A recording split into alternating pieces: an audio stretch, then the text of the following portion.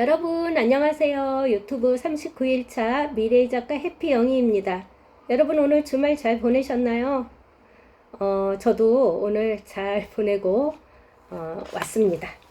여러분 오늘은 어제 제가 이제 그 아는 친구하고 통화를 하다가 문득 그 친구가 그러는 거예요. 이제 뭐 저 유튜브 하는 것도 되게 응원해주고 정말 도전하는 모습이 아름답다 이렇게 칭찬도 해주면서 자기의 인생 책을 이야기를 해주더라고요. 그러면서 여덟 단어라는 박웅현 작가의 여덟 단어 그거를 이야기를 해요. 근데 저도 워낙 박웅현 작가를 좋아해서 책은 돕기다부터 시작해가지고 여덟 단어도 읽었던 터라 반가웠죠. 그러니까 전화를 좀 길게도 했고 이 책에 대한 이야기를 같이 하다 보니까 자연적으로 통화도 좀 길게 했는데 그 친구 덕분에 오늘 제가 여덟 단어를 들고 왔습니다. 저는 이 책을 제가 이제 보니까 항상 이제 저 책 첫 페이지에 언제 구입해서 읽었고 이런 거를 적는다고 했잖아요. 근데 이거는 저도 깜짝 놀랐어요. 우리 딸이 사준 거더라고요. 2014년에 딸이 저한테 선물을 한 책인데, 아, 그래서 더 기억에 남았을까? 이제 저는 이제 지금까지도 이걸 딸이 사준 줄을 몰랐어요. 근데 딸이 사줘서 오늘 이제 제가 좀 이 책 이야기를 하려고 다시 봤죠. 옛날에 본 것들은 사실 그 책 좋았어 이 정도지 뭐 어떤 내용이 좋았어 막 이렇게까지 섬세하게 생각나지 않잖아요. 그래서 이제 들여다 보는데 이 여덟 단어는 박웅현 작가가 우리가 인생을 대할 때 우리들의 자세로 이 여덟 개의 단어 키워드가 필요하다 해가지고 우리에게 알려주는 거예요. 그러니까 박웅현 작가가 이 강연 다닐 때 했던 이야기들을 이렇게 글로 썼더라고요. 사실 이 책 여덟 단어를 오늘 그 짧은 시간에 이야기하기는 그냥 수박 겉핥기 식이라서 제가 오늘 내일 이틀에 걸쳐서 네 단어씩 하려고 합니다. 여러분 괜찮으시죠? 여덟 단어는 이미 알고 계신 분들도 있겠지만 저처럼 다시 한번 이렇게 새기는 시간이 되었으면 좋겠어요. 여덟 단어는 뭐냐면 처음에 자존입니다. 자존이고 그 다음에 본질, 그 다음에 잠깐만요. 제가 다 못 외워가지고 좀 보고 하겠습니다. 자존, 본질, 고전, 견, 현재, 권위, 소통, 인생 이렇게 8개의 단어인데요. 오늘은 자존과 본질, 그 다음에 고전, 견이 이제 볼견자 써서 견이에요. 이렇게 네 단어에 대해서 오늘은 이야기를 하고 내일은 현재와 권위와 소통, 그 다음에 인생 그 네 단어에 대해서 또 이야기를 하겠습니다. 어제 그 친구가 그러더라고요. 이제 8단어가 아니래요. 그럼 그랬더니 이제 9단어래요. 그러더라고요. 그래서 정말 그랬더니 그 한 단어가 뭔데 그랬더니 해피 영이 먼저 저들어가면서 앞서간다는 거예요. 해피 행복이라는 거예요. 행복. 그래서 정말 그랬는데 여러분 우리가 이 8개의 단어를 박웅현 작가가 우리 인생을 살아가는데 우리들의 자세 살아가는데 그 단어 키워드로 정했던 이유를 8개의 단어를 따라가다 보면 이게 뭐 각각 다른 단어이지만 나중엔 결국 한 방향이에요. 한 방향이고 우리가 인생을 살아가는 한 방향인데 마지막 9단어 또 10단어가 생길지는 모르겠지만 9단어가 행복이라고 이렇게 제가 들으니까 그래 정말 그렇다 싶어요. 왜냐면 이 8개의 단어의 궁극적인 끝은 행복이 있죠. 먼저 뭐 1번 뭐 자존 이 키워드 하나만 봐도 우리가 자존감이 있으면 어때요? 그 어떤 상황에서도 행복하잖아요. 사람이 자존감이 없으면 인생은 그거는 글쎄요 행복할까요? 하지만 자존감이 있는 사람은 벌써 얼굴에서부터 달라요. 웃음꽃이 피고 행복해 보여요. 우리는 어려서부터 그렇게 교육을 받은 것 같아요. 어느 뭐 시험을 쳐서 뭐 앞서야 되고, 또 학년이 올라갈수록 좋은 대학 가야 되고, 좋은 직장에 취직을 해야 되고, 또 뭐 남보다 연봉도 많이 받아야 되고, 이렇게 항상 비교를 당하면서 살아왔는데, 이 자존이 그런 것 같아요. 자존이 우리가 스스로를 존중하는 거잖아요. 우리가 자존이 없으면 우리 삶에 절대 행복할 수 없습니다. 그러니까 남하고 뭐 비교하고 이럴 필요 없이 내 고유의 자체, 그 모습을 받아들이면서 이렇게 살아가면 되지 않을까 싶어요. 작가도 그런 이야기예요. 그래서 여기서 이제 자존을 이야기하면서 자존은 행복한 삶의 기초다라고 이야기를 했고요.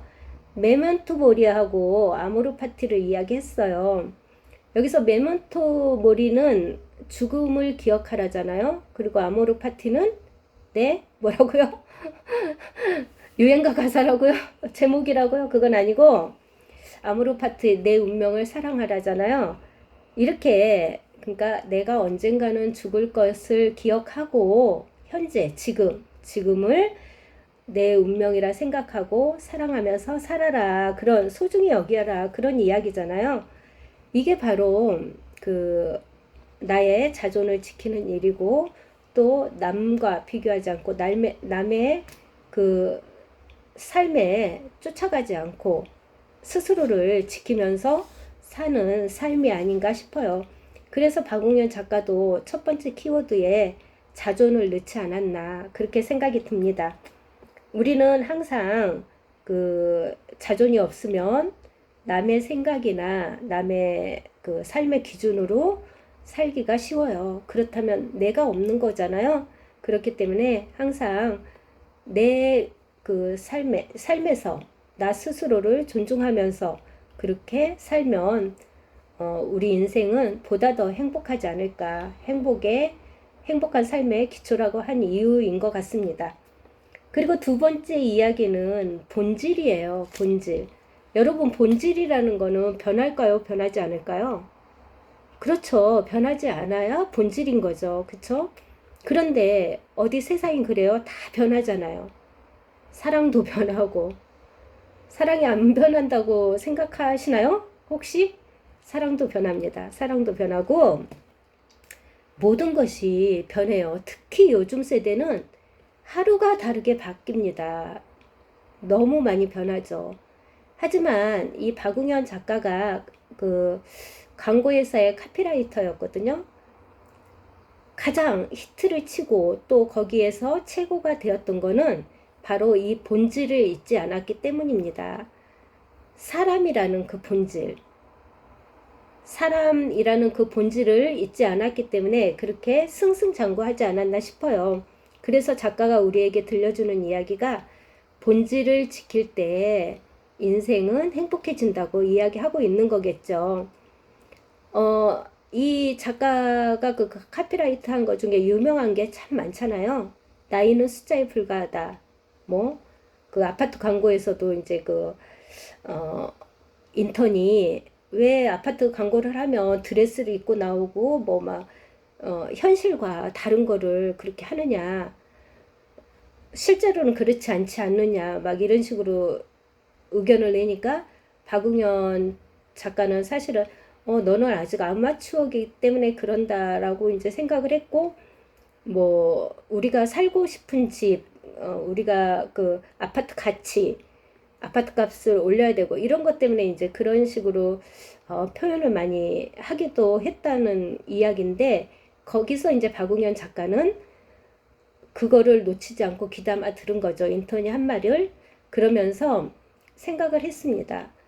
아, 사람은 다 누구나 똑같은 생각이잖아요. 그래서 사람의 그 본질, 사람을, 거기에 광고 문구 같은 데에, 넣어야 되겠다 해가지고, 진심을 짓는다. 이런 문구를 또 해서 또 히트를 치기도 했죠. 이렇듯이 우리 삶은 본질을 빼고서는 허수아비에 불과합니다. 그래서 본질이라는 키워드를 강조를 했어요. 우리 인생의 본질을 꼭 기억하고 본질을 잊지 않고 본질이 무엇인지 그 본질에 맞게 삶을 살아나가면 된다는 거죠. 예를 들어서 대학생이 아니라 우리들이 공부하는데 좋은 대학을 가기 위해서만 공부한다면 정말 본질은 빠진 거잖아요. 우리가 공부하는 이유는 보다 많은 넓은 세계를 보기 위한 건데, 뭐 대학을 가기 위한 공부를 한다든가 시험을 잘 보기 위한 거라면 본질이 빠진 거라서 그거는 안 된다는 거예요. 그래서 작가는 본질을 중요한 키워드 두 번째로 넣었습니다.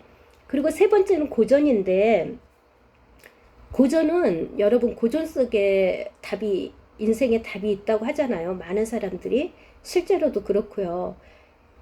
생각해 보세요.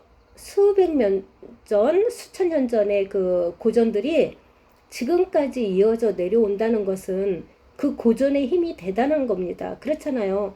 그 시간들을 이겨내고 지금의 고전이 있는 거니까요. 그래서 작가는 이 고전을 항상 읽고 배우고 관심을 가져야 한다고 해요. 이 고전 속에서 삶을, 미래를 이렇게 내다볼 수 있다는 거죠. 그래서 세 번째 키워드로 고전을 내세웠습니다. 그리고 이제 오늘의 마지막 네 번째 키워드는 견이에요. 볼견자, 한문, 견자인데, 견은 바로 경험에서 이제 우리가 보는 거 똑같이 봐요. 꽃이라는 하나를 똑같이 보는데도 이 사람이 느끼는 거하고 그냥 다 다르잖아요. 예를 들어서 이제 여기서는 시를 많이 빗대어 놨는데, 담쟁이라는 시도 있고, 그러니까 보통 우리가 담쟁이 하면 그냥 이쁘다, 담 타고 가서 그렇게만 생각을 하는데, 여기서 이제 그 시인은 그 담쟁이가 벽으로 느껴진 거죠. 벽. 우리가 오를 수 없는 벽. 하지만 한 잎 줄기가 많은 줄기를 끌고 올라가면서 결국은 그 담을 뛰어넘는 그런 시선, 그런 걸로 시를 썼을 때 보는 그 관점, 견해 이런 거에서 우리 인생은 달라질 수 있다는 거죠. 그래서 박웅현 작가는 그 견을 네 번째 키워드로 내세웠습니다. 보되 제대로 보고 또 제대로 들어야 된다라고 해요. 그리고 들여다보라는 거죠. 들여다보고 항상 그 주변에 있는 모든 것들을 그냥 이렇게 지나치지 말고 자세히 들여다보는 그런, 거기에서 바로 창의력이 생긴다는 거예요. 그렇게 이제 우리가 발견하면은 모든 사람들이 모든 것을 보잖아요. 그런데 그거는 발견이라고 하지 않잖아요. 그렇지만 아무도 똑같이 봤지만 아무도 생각하지 못한 것을 생각해내는 걸 발견이라고 하잖아요. 이렇듯이 이 작가가 이야기하는 견도 똑같습니다. 보되 남들이 보지 못한 거를 보려면은 어떻게 봐야 돼요? 계속 들여다보고 자세히 보고 이렇게 할 때만이 우리 삶이 그 방향이 또 바뀌어 나간다는 거죠. 그래서 네 번째 키워드로 견을 내세웠고, 바로 견은 창의력의 가장 밑바탕이 된다고 해요. 이렇게 네 단어를 오늘은 했는데요. 우리가 수많은 시간을 이렇게 살아오면서 자기의 인생, 자기만의 인생 단어가 있을 것이고 키워드가 있을 건데, 작가가 이야기했던 이 네 가지, 또 내일 이야기할 네 가지, 이런 것들은 정말 우리가 항상 마음속에 두고 생각하면서 살아가면 정말 도움이 될 것 같습니다. 정말 도움이 되고, 또 내 인생이 뭐 한순간에 바뀌지는 않겠지만 그거를 지침으로 해서 보다 성장하고 더 깊이 있는 삶이 되지 않을까 싶습니다. 여러분도 그렇게 생각하시죠? 여러분께서 생각하시는 그 인생 단어가 있으신가요? 있으시면 오늘 댓글로 남겨두시면 저희가 함께 생각하고 또 같이 그 인생을 살아가면서 하나의 지침으로 삼는 그런 좋은 계기가 되도록 댓글도 많이 달아주시기 바랍니다. 그럼 여러분 오늘도 함께 해주셔서 감사하고요. 우리 또 내일 만나요. 안녕.